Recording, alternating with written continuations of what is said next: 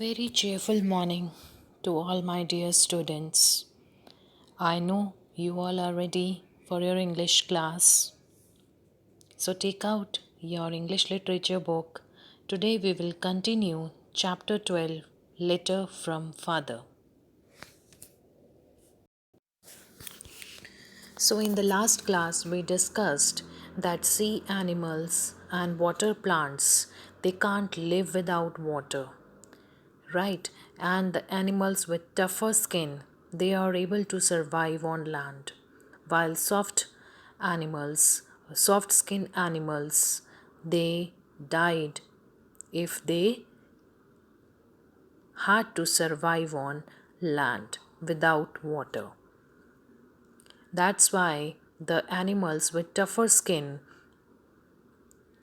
their number increased and they develop into higher kind of animals, and further they develop into human beings. As this process is very slow, we can't see these changes, development of animals into man, because this process is very slow and our lives are very short. But this is a very interesting fact that we came to know that animals, they adapt themselves to their particular environment in order to increase their survival rate, plus in order to protect themselves from their enemies like grasshopper, tiger. Next, we studied as the changes took place in the climate that bring changes in the animal's life too. As the changes bring about climatic changes, animals also they adapt themselves to their particular environment, and due to which they were able to develop into higher kind of animals, and further their development into man took place. As I told you, these changes are very slow, and we can't see these changes because of the slow process and because of our short lives. Due to the climatic changes, Earth changed, and due to the changes, newer types of animals appeared. Like at first, we had only simple sea animals. Then came the complicated sea animals. Further, animals developed that could live both on land and in water. Then came the animals that lived entirely on land, and then came the birds who could fly in the air. Children, as I told you, the animals that live both in land and in water, they are called as amphibians. Example, crocodile and frog. So this is how we can see how frog first lived in water, and then because of the changes it became an land animal too. And on land, frog breathe through lungs as other land animals do. So there were great forests in those early days when life started on the land. So when the life started on land, there were big forests. The land must have been all swampy with thick jungles on it. Swampy means land which is soft and wet. Now these forests, they later got covered up with the pressure of great deal of rock and earth, and they slowly changed to coal. You know that we get coal from coal mines deep down in the earth. These coal mines are really old forests of those far off days. So, as I told you, that in those early days, when the life had started on land, there were great forests. Those forests, they got covered up with the rock and earth, and due to the pressure And due to the pressure of great deal of rock and earth, these forests they changed to coal. Okay, and then all know we get coal from the deep mines in the earth. These coal mines are actually the forest from the far off days. Actually, as I told you, these forests, when they got covered up with the pressure of this rock and earth, they converted into coals, and these coals are nothing the old forest of far off days.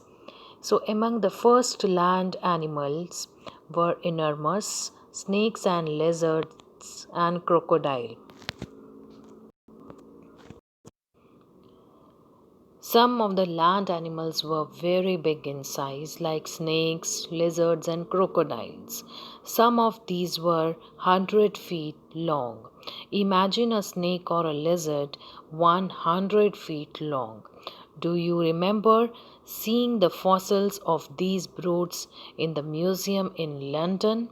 Brutes means big animals, and fossil means dead bodies of these animals. Do you remember if was watching the dead bodies, dead bones of these large animals in museum in London? Later came animals which are more like the animals we see today. These are called mammals because they suckle their young ones. These mammals can These mammals they can give birth to their young ones. They also were at first much bigger than they are today. The mammal which most resembles man is the monkey, or rather the ape. People think therefore that man is descendant from the ape. This means that each animal gradually adapted himself to his surrounding and became better and better. So also man at first was only a better ape. Of course he went on improving, or nature went on improving him, and now man think no end of himself. He imagines himself so utterly different from the animals. But it is good to remember that we are the cousins of ape. So at last, which type of animals came? Mammals. Mammals that resembles man, that have the same features as the human being possess, as mammals can also give birth to their young ones like human beings. So these mammals were bigger than they are today. These mammals, these mammals resembles man is the monkey, or rather the ape. Actually, it is said that man is descendant from the ape.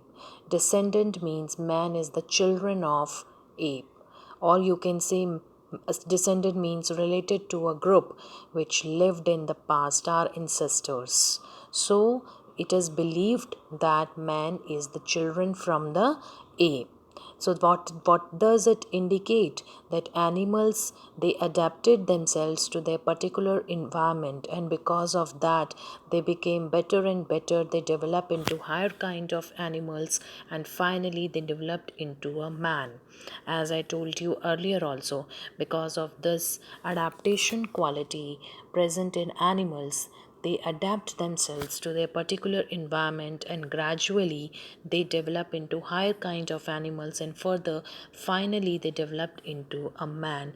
And as this process is very slow, we can't see it, but nature improved this. Nature brings these changes because it nature never takes rest, or it never stops.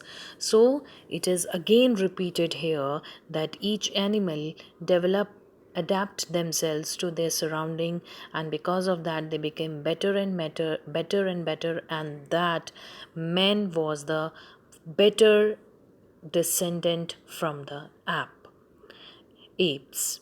Of course, he went on improving, or you can say nature went on improving, and now man think no end of himself. He imagined himself to be different from animals, but it is the reality that we the human beings are the cousins of ape, as we are the descendant from the ape. We are the children from the apes. We belong to the same category who lived in the long time ago. I hope the chapter is clear to everyone. That's all. You did this, your chapter is completed. Prepare the same chapter for the surprise test. I will take the test of chapter 12 anytime. Till then, take care, stay safe, stay healthy. Do the back exercise in the book itself and remaining question answer in your notebook and complete the notes of chapter 12.